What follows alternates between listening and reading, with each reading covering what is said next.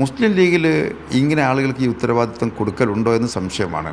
അവർ കാര്യങ്ങൾ എങ്ങനെ നിർവഹിച്ചെടുക്കും എന്ന് ആ ഒരു മലക്ക എന്ന് വേണമെങ്കിൽ അറിവിൽ പറയാം. ആ ഒരു ശേഷിയല്ല അവർ പലപ്പോഴും പരിഗണിക്കാറുള്ളത്.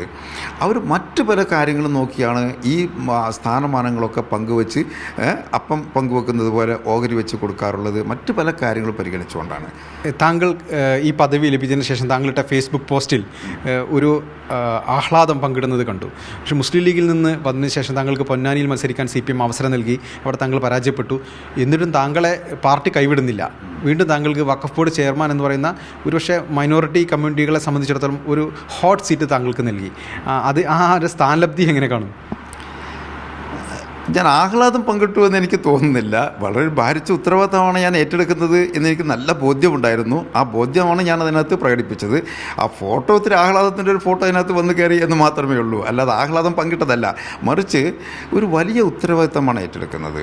മുസ്ലിം ലീഗിൽ ഇങ്ങനെ ആളുകൾക്ക് ഈ ഉത്തരവാദിത്തം കൊടുക്കലുണ്ടോ എന്ന് സംശയമാണ്.